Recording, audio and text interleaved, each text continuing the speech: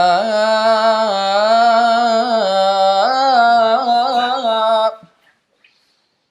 wake up my neighbors. That's why I don't read much in my home.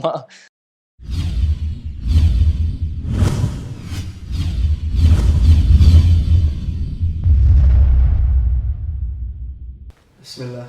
Bismillah. Welcome to today's podcast, the Young Smirks podcast. And just before we begin, make sure you click on the subscribe button on YouTube, on the Young Smirks YouTube, as well as the John Fontain YouTube channel, as well as your YouTube channel. What's your YouTube channel? My YouTube channel is my full name, Fatih Seferagic. So that's kind of hard to spell. I'm sure he'll just put just put it in the video or description for you guys. That's why I didn't introduce you. Yeah. Because I was like, it's alright. Alhamdulillah. Yeah, mashallah. So how are you? Assalamu alaikum, bro. Wa alaikum salam. How are you? Very special guest today. Alhamdulillah, alhamdulillah. With the Fatih. All the way from the United States. John looks a little bit tired. He had a lot of biryani today. I'm very tired. And some mango lassi, so he's full, sleepy. It's about 11 almost here. Yeah, you fill me with biryani, subhanAllah. Alhamdulillah. So, alhamdulillah, I just want to do a podcast, alhamdulillah, to introduce people to you. I know most people, alhamdulillah, have seen your videos and seen the work that you're doing. MashaAllah. I want to discuss a little bit about yourself. Sure. Where you're from, what's your heritage. A lot of people think you're a revert to Islam. No. I was born in Germany. My family, my parents are Bosnian, and so they fled to Germany because of the Bosnian War that ended in '95. So they went to Germany, they fled there, at least my mom did. That's where she met my father. I was born there. And alhamdulillah, I lived there until I was 4 years old. And then they sent us, because we were refugees there, and so they were just getting overwhelmed with all the refugees, so they started sending them out. So they sent us to the United States. And that's where I've been living since I was 4 years old, up until recently this year. I relocated to Kuwait, alhamdulillah, to continue my studies of Quran and Arabic. But alhamdulillah, man, Bosnia is a Muslim country. It's like Albania and these other places in that region. It's like the very few places, I guess, that in Europe that are Muslim and white. So alhamdulillah, man, I was Muslim since birth all my life, and it's one of the biggest blessings, alhamdulillah. MashaAllah. Now, I actually traveled to Bosnia. You have? Yeah. How many times? Just once. Just once. How many years ago? It was about 5 years ago. Okay. But I remember, subhanAllah, no, it was about 7 years ago. Okay. So I've been Muslim for about 3 years. Okay. You've been Muslim for 3 years? No, at the time. Oh, okay. At the time. I was going to say, wow. 10 years ago. MashaAllah, MashaAllah. But basically, we traveled from Italy. Okay, it's close. Yeah. Down through into Bosnia. And traveled all right. Every year they have a janaza, for all the martyrs. Sarajevo, yeah. So I went to that, and I just remember, subhanAllah, I was with my Pakistani friend, and I tell everyone this story, subhanAllah. On the day of the janaza, there was literally like 70,000 white Muslims, and it's the first time that I've ever come across white Muslims, subhanAllah, apart from myself and a few reverts. And I remember nudging him, looking around and saying, now you know how it feels, to be like a minority. No, subhanAllah, really though, in the Muslim community, you do feel like a minority, like even in the States, you go to the mosque, it's usually predominantly Pakistani, Indian, Arab, very rarely do you see someone that's white, and if they are white, it's like Syrian or something, like Arab white, but very rarely do you see white, and in Islam, so, it feels like we're the minority, man, it's crazy. Yeah. So, subhanAllah, when did you start to study and learn and recite the Quran?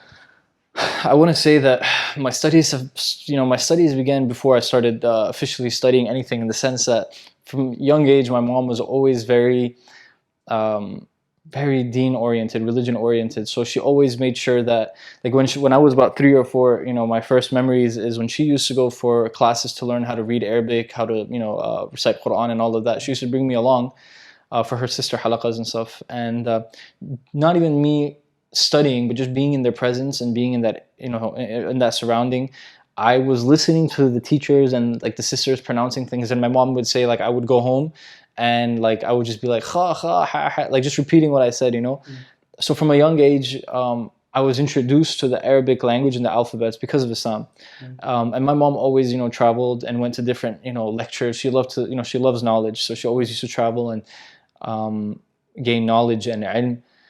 And even when we moved to the United States, her priorities were always to make sure that I was in Islamic school. So from whenever I can remember, I was always in Islamic school where they taught us Quran, Arabic, Islamic studies. It was also always a priority for us to live next to the masjid. So for most of my life that I can remember, I've always lived pretty close to masjid, like walking distance almost. And it is walking distance, but just a bit different in different places. But alhamdulillah, so I was always near the mosque. And she, when I was about 9 years old, she took me out of Islamic school and she put me into full-time hifth. Because the mosque that I was going to in Baltimore, Maryland, in the United States, it's a big mosque. It has from preschool all the way to high school. It has gymnasium, cafeteria, masjid, everything that you can think of. So they had the school side, and then they had upstairs in the mosque the hifth, the memorization side. So my mom put me into that when I was about 9. I finished my hifth when I was about 12, and I spent another 2 years with my teacher just reviewing and polishing up what I've learned. So I spent about 5 years with him. And that's just the gist of my studies, at least at a young age. And that's kind of what put me on the path that I'm on right now. Inshallah.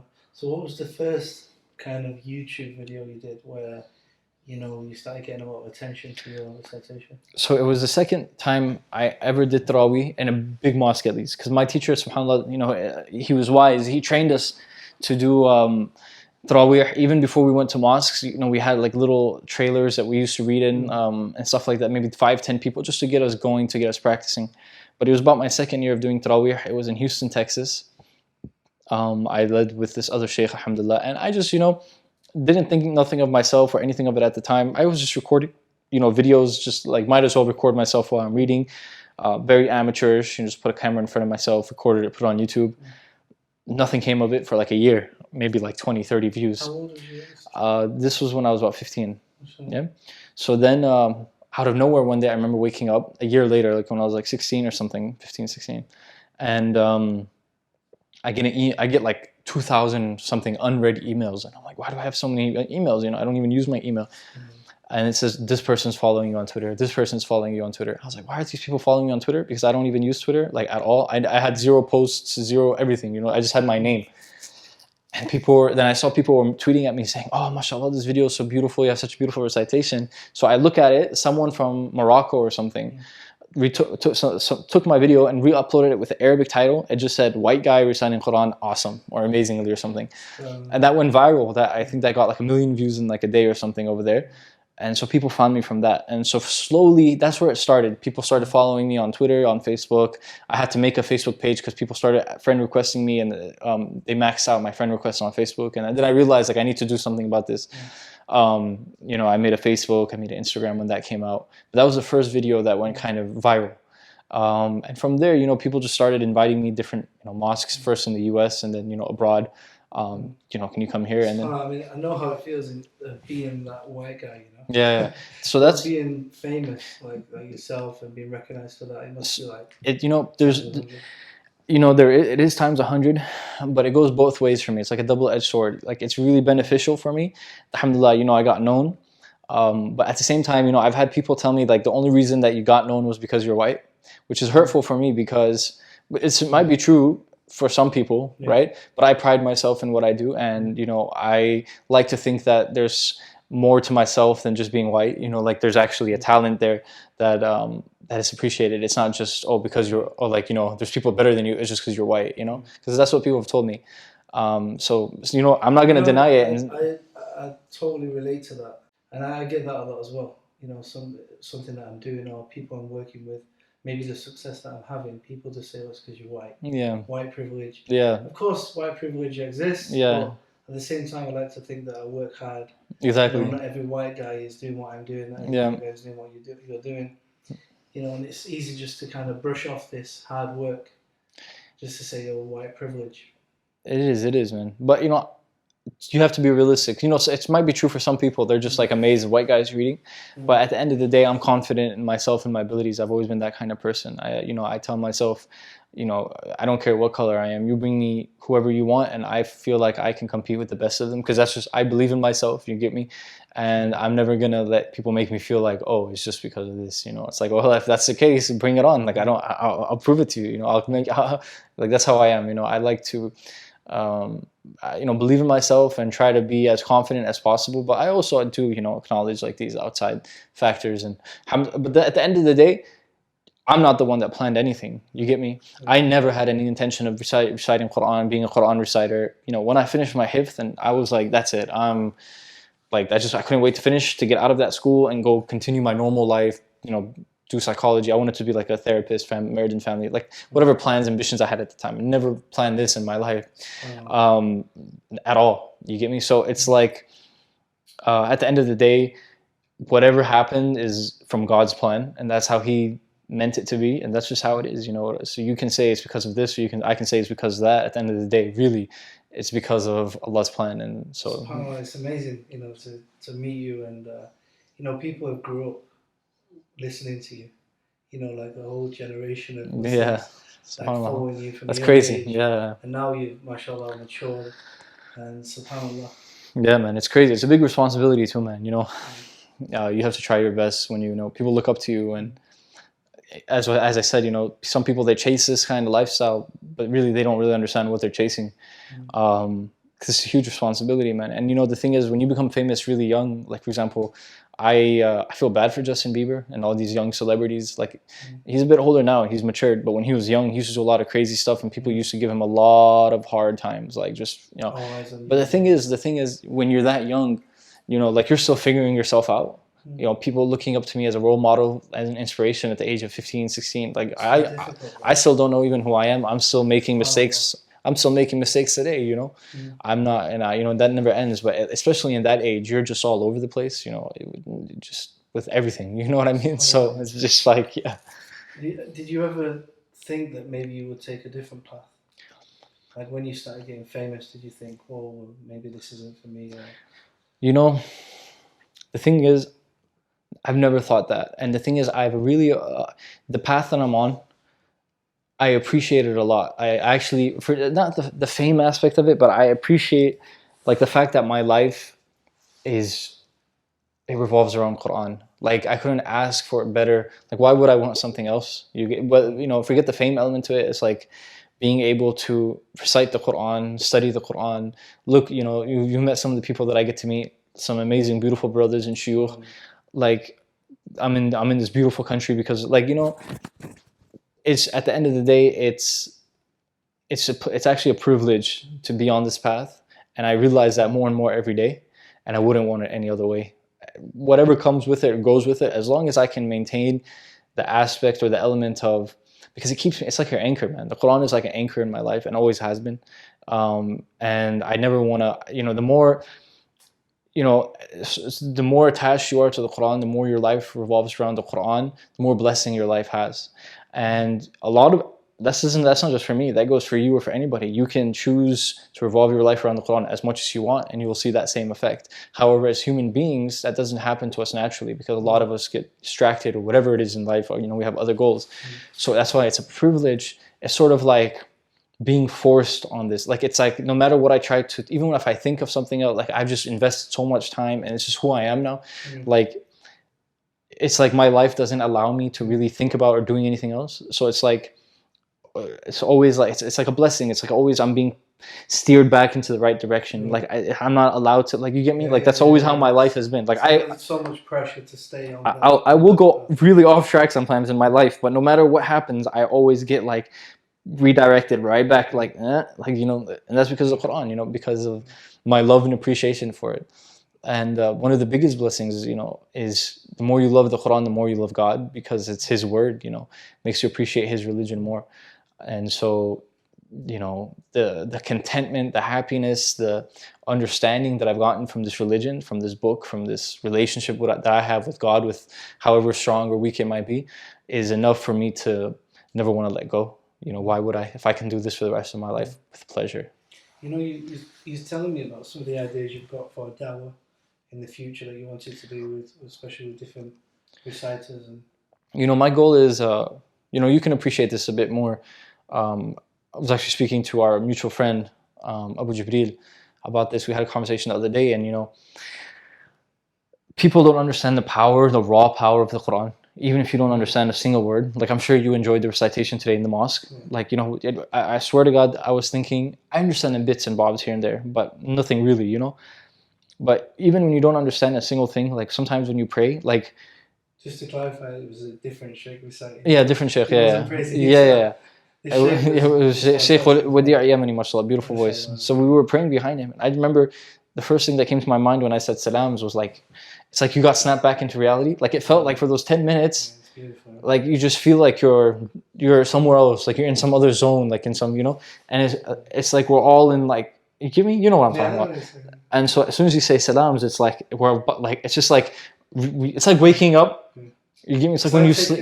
The headset. Yeah, it's like VR. Yeah, but it's like when you sleep too. Like when you wake up and you come to your senses and everything's like back to normal. Yeah. It's the same thing, man. And Quran has that effect. It's just powerful. So my goal is, and like 80%, if not more, of non-Muslims have never heard the Quran in their life. Maybe they've heard the adhan if they've been to a Muslim country, like or in Dubai in transit, at the airport. But Quran itself, recited by top reciters, different variant.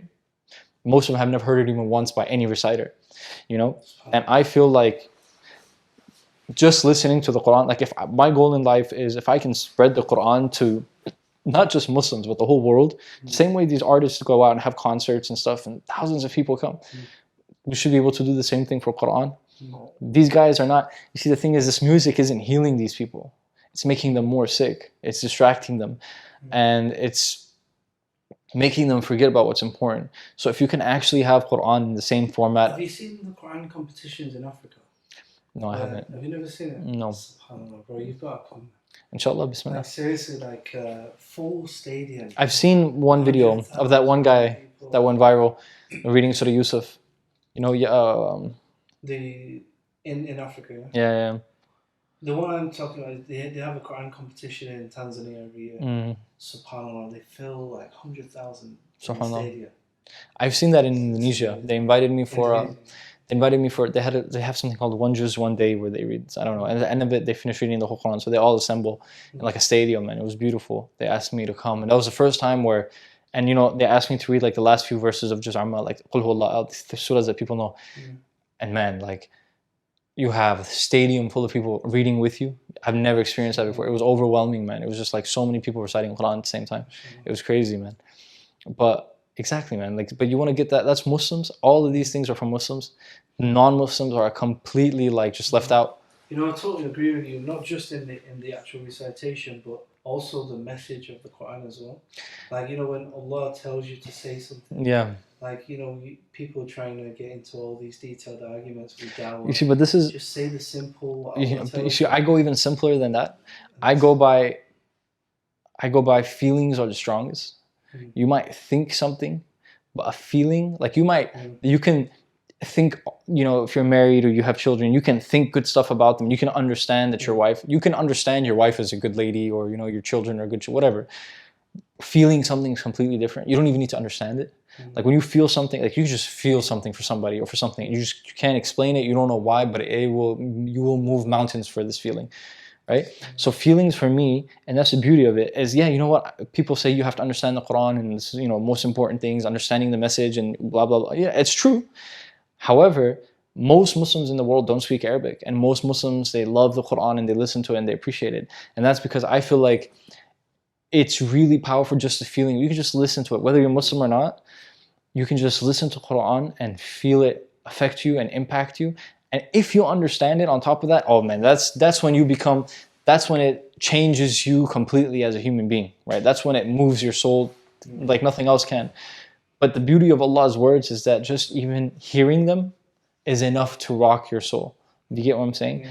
So I don't even the adhan. Even the adhan, just the adhan itself, just the adhan. Just accepting Islam. Because it's a call to Islam. Yeah. Do you get what I'm saying? It has that effect. It's made to have that effect. So that's why, like you say something simple. I go, listen, I can say something simple, or I can make you feel it. And if you feel it, I don't have to say anything. Do you get what I'm saying? So like when I meet non-Muslims, if I'm in an Uber or something, I'll be like, before I used to debate and you have simple whatever, but the thing is people get caught up in that. Now I just go, have you ever heard the Quran? Ever? No. All right, just give me 5 minutes. And if you feel anything, it's your heart, your soul, you feel it, So whatever you feel, I feel like if it's powerful and it'll ignite something in their heart, they'll feel it. They'll go home and they'll learn all the stuff and research and all the simple, complicated. They'll figure that out on their own. I don't have to explain nothing to them. I just have to ignite that spark in their soul, and the rest will go on and they'll do everything by themselves. And that's in the hands of Allah, right? But the power of the Quran is that when you feel it, you feel it. Doesn't matter who you are, where you're from, your age, what you understand or don't understand. You feel it, and that's enough. It's not everything, but that's enough. Just that much is enough. Which country you've travelled all around the world, seeing the Muslims all around the world? Tell us some of the experiences that you've had on your travels. Like what? Like something that stands out to you that really kind of changed your life as such. Can you think of anything? I can't think of like one incident itself, isolated incident, It's just when you travel for as long as I have and you go to these places, when you just see the effect that Quran has on people from everywhere you go to, for every event you do to, whether it's like an event or like one person coming up to you and you see how it's affected them, it's like hard to ignore, like this is something special. Like you could just see it, like the way it affects people, and maybe because Indonesia has so many Muslims, but I haven't been to a country where so many people love Quran like this country. Like when you go there, it's special because they have so many hufad, so many people who are memorizing Quran, appreciating Quran. Like it's the only place in the world you can go to and feel like a rock star for like being a Quran reciter or like knowing Quran. Like that's something important because that shows how much people love it. Like everywhere else you go in the world, the wrong types of people are idolized.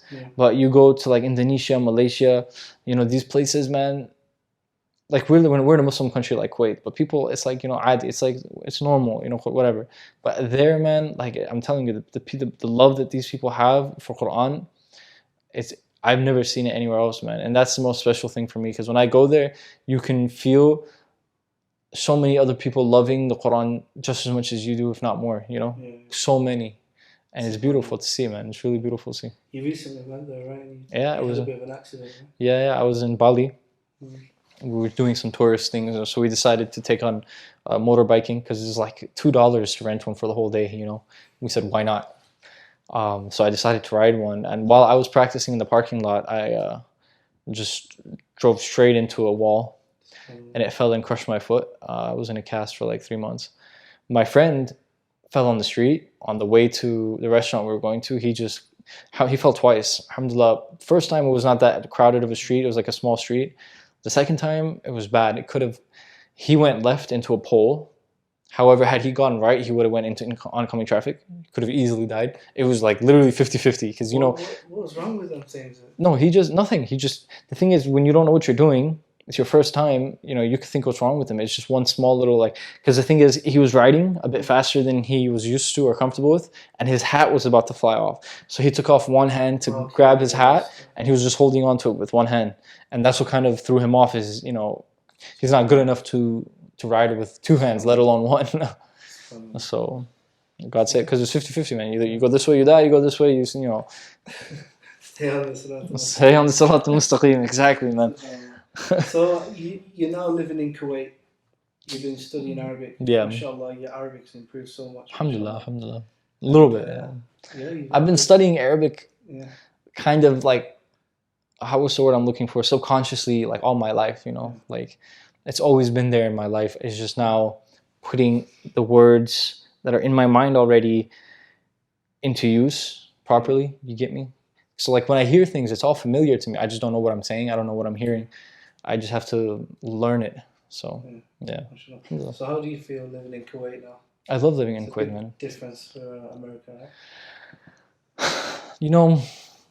Life is life, man. You know what I mean? Wherever you are, it's usually the people, but it depends on who you surround yourself with. It's just easier to find. There's more Muslim brotherhood here in the sense that there's just, there's Muslim brotherhood in the States too, but it's just the culture is different here more. It's more Islamic, so it's just there's like that Islamic brotherhood in the air kind of feeling, But it's just a blessing being in a Muslim country, man. Like, there's no words that can really describe that coming from the U.S. in the sense that you go to the mall, there's a mosque that you can pray at real quick, a mosque inside every mall. There's a mosque every corner. Everyone is Muslim for the most part. You can say the repairman, the delivery man, like your neighbor, everyone you say Salamu Alaikum to, they know what Quran is, they know who, you don't have, it's just, you're comfortable in your own skin, and you can feel the blessing of Islam in the air, with, amongst the people and stuff like that. So, I appreciate a lot. And to be honest, the more time I spend here, the more time I spend here, the more I realize that, I really don't feel like I ever want to go live in the US again, or like I want to be in a Muslim country if I can all my life. I got that feeling too. Like, why not? I've been here 2 years and I now live in Uganda. It's so difficult to go back to England or the West. I have no desire. When you have a family and you start having kids. Yeah, man. It's difficult, man. It's easier to practice your religion here, man. And it's already very difficult in today's, times. Like even here in Kuwait, it's not. You can't say it's super easy because it has its own distractions and issues as well. But at least it's a bit easier, And I'll take any help I can get at this point. Like it's only going to get harder in the world. Like the world is just. So Fatih, what advice would you give to parents who are living in the West, who want their children to grow up with the Quran? What sort of syllabus would you give them, or how much Quran should they be studying? As much as possible. My mom used to bribe me, do anything possible to make me go to not just Quran classes, but any lecture, like Al-Maghrib Institute, they have like their courses, and she loves, the courses that they have. We used to travel from state to state, hours sometimes, just to take a weekend class, because they used to have like the whole weekend, the whole, whole day seminars and stuff. They still do. But like my mom always made it, a mission to surround me and put me in as many good places as possible, even when I didn't want to. So the advice is, first of all, you have to do as much as you can to teach your children about the deen and to kind of make Quran a part of their life as much as possible, especially when you still have control of them. Like the younger they are, take them with you, teach them, force them. I didn't want to memorize the Quran when I was young, but then again, I don't know what's good for myself. My teacher always used to say it's like medicine. Kids don't want to take medicine, so you have to force them, because they just don't understand that, like they need that, and they'll make a fuss about it. You force them to take it, and that's it. When you're older, you're chugging the bottle. You just take the NyQuil bottle, whatever you on your own. No one has to tell you nothing because you understand. So just do your best. Try your best to do everything that you can for them to make them learn about the religion, learn the Quran, be around good people, be around the Quran, and make lots of dua. My mom made lots of dua for me. That's like key, because at the end of the day, it's in the hands of Allah subhanahu wa ta'ala. But you have to do your part. You have to try your best and make lots of dua, and hopefully, inshallah, your children will grow up to appreciate it and benefit from it. But for me, like I know, even I knew when I was younger, I was like bored in the classes, frustrated. I didn't want to go with my mom. But when you get older, the stuff sticks in your head, the principles that you learn, like the morals that you learn, the people, because when you go to these places, especially sometimes you meet some of the most beautiful brothers with the most beautiful manners, and like it kind of sticks with you, man. As you grow older and you start, seeing human beings interact with each other, the ones that are really special, they stick, and they all have something in common. So it's like, so it's like, yeah. SubhanAllah. Bro, would you be able to recite some Quran for us? Absolutely, inshallah.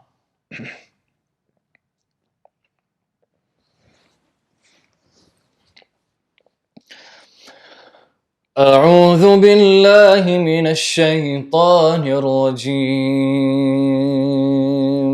بسم الله الرحمن الرحيم. يا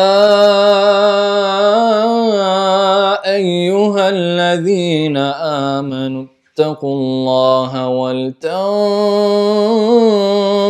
نفس ما قدمت لغد واتقوا الله إن الله خبير بما تعملون. ولا تكونوا كالذين نسوا الله فأنساهم أنفسهم أولئك هم الفاسقون لا يستوي أصحاب النار وأصحاب الجنة أصحاب الجنة هم الفائزون لو أنزلنا هذا القرآن على جبل لرأيته خاشعا متصدعا من خشية الله وتلك الأمثال نضربها للناس لعلهم يتفكرون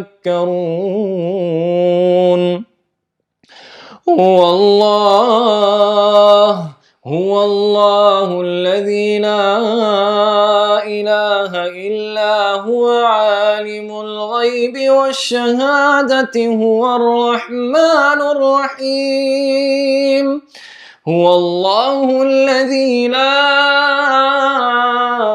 إله إلا هو الملك القدوس السلام المؤمن المهيمن العزيز الجبار المتكبر سبحان الله عما يشركون